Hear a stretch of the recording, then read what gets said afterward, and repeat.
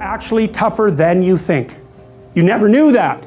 And maybe you didn't want to take on the responsibility because, you know, people play a role in their own demise, so to speak. When you had opportunity to go out and explore or withdraw because you were afraid, you chose to withdraw because you were afraid.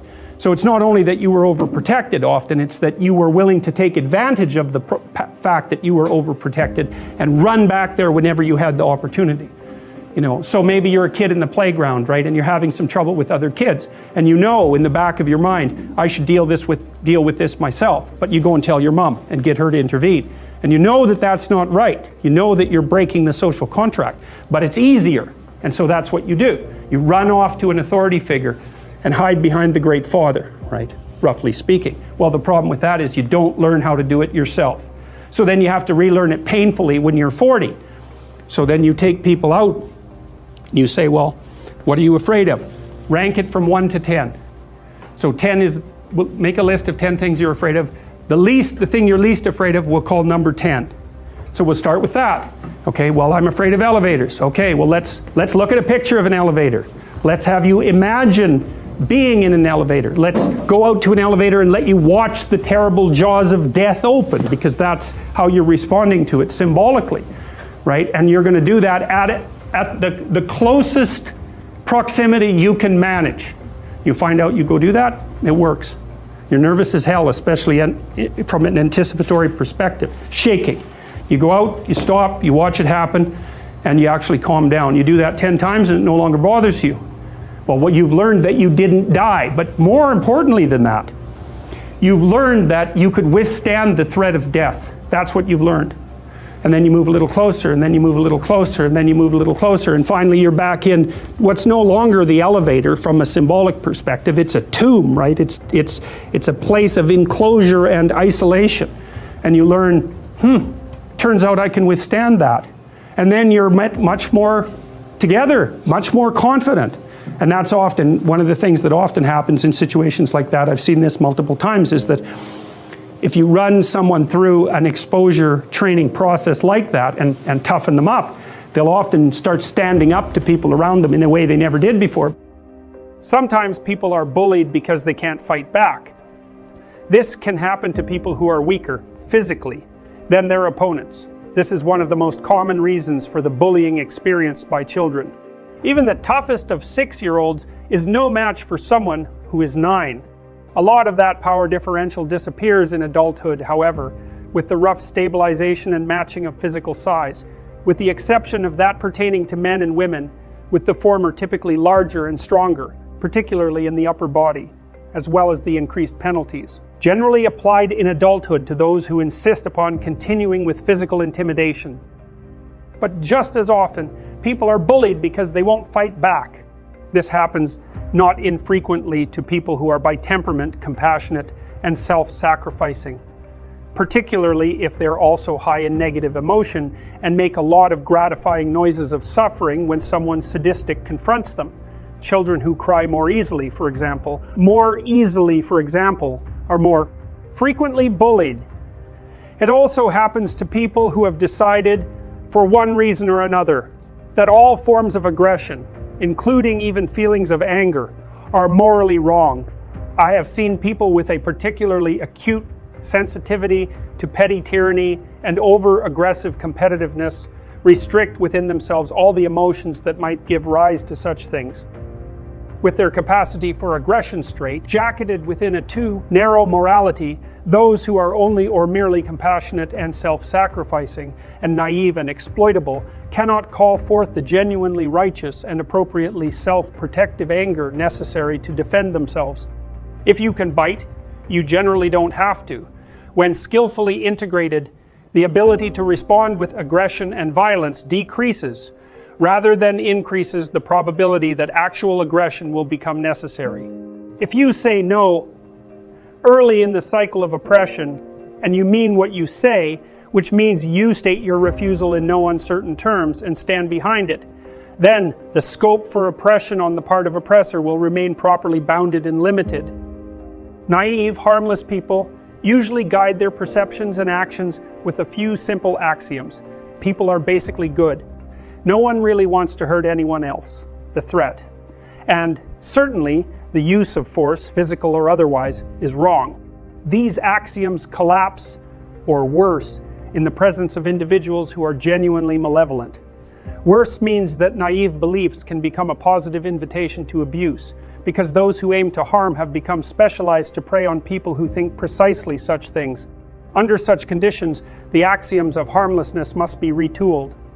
In my clinical practice, I often draw the attention of my clients who think that good people never become angry to the stark realities of their own resentments. No one likes to be pushed around, but people often put up with it for too long.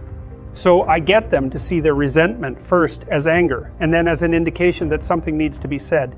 If not done, not least because honesty demands it. Then I get them to see such action as part of the force that holds tyranny at bay, at the social level, as much as the individual. Many bureaucracies have petty authoritarians within them, generating unnecessary rules and procedures simply to express and cement power. Such people produce powerful undercurrents of resentment around them which, if expressed, would limit their expression of pathological power. It is in this manner that the willingness of the individual to stand up for him or herself protects everyone from the corruption of society. When naive people discover the capacity for anger within themselves, they are shocked, sometimes severely. A profound example of that can be found in the susceptibility of new soldiers to post-traumatic stress disorder, which often occurs because of something they watch themselves doing, rather than because of something that has happened to them. They react like the monsters they can truly be in extreme battlefield conditions, and the revelation of that capacity undoes their world. And no wonder, perhaps they assumed that all of history's terrible perpetrators were people totally unlike themselves.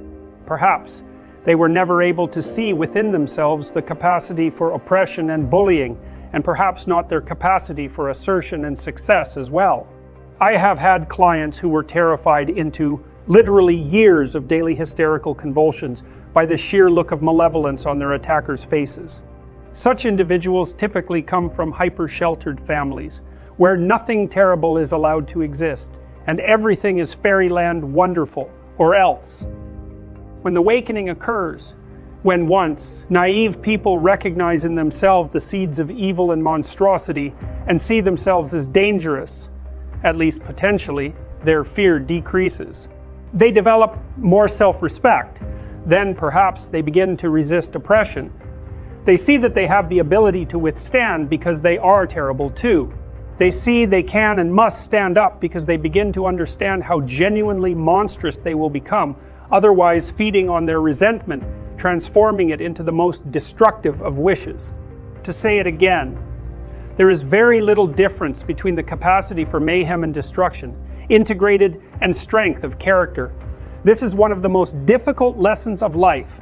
Life is difficult, and you cannot protect your children. What you can do is prepare them, and you can prepare them to be strong and courageous and truthful and resilient and reciprocal in their interactions with other people. And that means you equip them for what life will be, which is at minimum a series of difficult challenges, and often more than that, because of course people go through very difficult times in their lives. And a resilient person is capable of standing up to things in the face of fear and moving forward voluntarily, convinced of their own competence and ability to prevail. And so your primary goal as a parent, apart from facilitating your child's social desirability, which is a major obligation on your part, is to encourage your children and I mean that literally, to instill in them a sense of courage in the face of the difficulties of life, and not to protect them from that.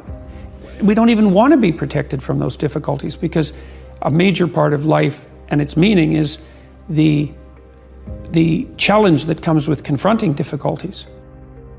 Maybe you are a loser, and maybe you're not.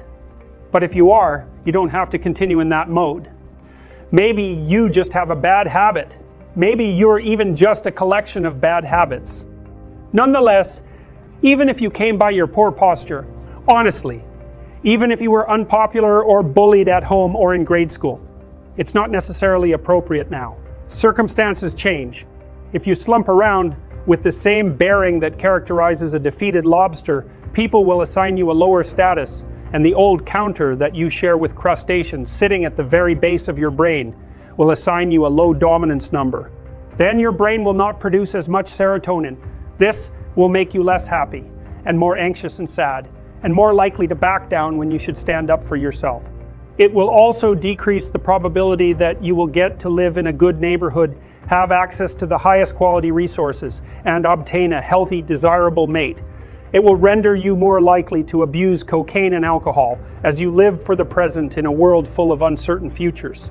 It will increase your susceptibility to heart disease, cancer, and dementia. All in all, it's just not good. Circumstances change, and so can you. Positive feedback loops, adding effect to effect, can spiral counterproductively in a negative direction, but can also work to get you ahead. That's the other, far more optimistic lesson of Price's law and the Pareto distribution. Those who start to have will probably get more. Some of these upwardly moving loops can occur in your own private subjective space. Alterations in body language offer an important example. If you are asked by a researcher to move your facial muscles, one at a time, into a position that would look sad to an observer, you will report feeling sadder.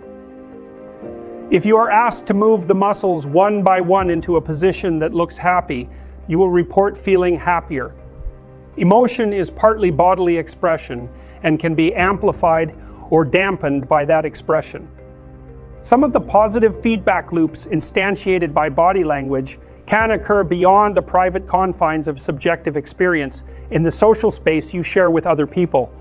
If your posture is poor, for example, if you slump, shoulders forward and rounded, chest tucked in, head down, looking small, defeated and ineffectual, protected in theory against attack from behind, then you will feel small, defeated and ineffectual. The reactions of others will amplify that. People, like lobsters, size each other up, partly in consequence of stance. If you present yourself as defeated, then people will react to you as if you are losing. If you start to straighten up, then people will look at and treat you differently. You might object. The bottom is real. Being at the bottom is equally real. A mere transformation of posture is insufficient to change anything that fixed. If you're in number 10 position, then standing up straight and appearing dominant might only attract the attention of those who want, once again, to put you down.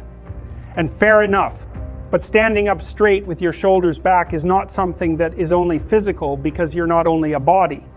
You're a spirit, so to speak, a psyche. As well, standing up physically also implies and invokes and demands standing up metaphysically. Standing up means voluntarily accepting the burden of being. Your nervous system responds in an entirely different manner when you face the demands of life voluntarily. You respond to a challenge instead of bracing for a catastrophe. You see the gold, the dragon hoards, instead of shrinking in terror from the all too real fact of the dragon. You step forward to take your place in the dominance hierarchy and occupy your territory, manifesting your willingness to defend, expand, and transform it. That can all occur practically or symbolically as a physical or as a conceptual restructuring. To stand up straight with your shoulders back is to accept the terrible responsibility of life with eyes wide open. It means deciding to voluntarily transform the chaos of potential into the realities of habitable order. It means adopting the burden of self-conscious vulnerability and accepting the end of the unconscious paradise of childhood, where finitude and mortality are only dimly comprehended. It means willingly undertaking the sacrifices necessary to generate a productive and meaningful reality. It means acting to please God in the ancient language. To stand up straight with your shoulders back means building the ark that protects the world from the flood, guiding your people through the desert after they have escaped tyranny, making your way away from comfortable home and country, and speaking the prophetic word to those who ignore the widowed and children. It means shouldering the cross that marks the X, the place where you and being intersect so terribly. It means casting dead, rigid, and too tyrannical order back into the chaos in which it was generated. It means withstanding the ensuing uncertainty and establishing, in consequence, a better, more meaningful, and more productive order. So, Attend carefully to your posture. Quit drooping and hunching around. Speak your mind. Put your desires forward as if you had a right to them, at least the same right as others. Walk tall and gaze forthrightly ahead. Dare to be dangerous. Encourage the serotonin to flow plentifully through the neural pathways desperate for its calming influence. People, including yourself, will start to assume that you are competent and able, or at least they will not immediately conclude the reverse. Emboldened by the positive responses you are now receiving, you will begin to be less anxious. You will then find it easier to pay attention to the subtle social clues that people exchange when they are communicating. Your conversations will flow better, with fewer awkward pauses. This will make you more likely to meet people, interact with them, and impress them. Doing so will not only genuinely increase the probability that good things will happen to you, it will also make those good things feel better when they do happen. Thus, strengthened and emboldened, you may choose to embrace being and work for its furtherance and improvement.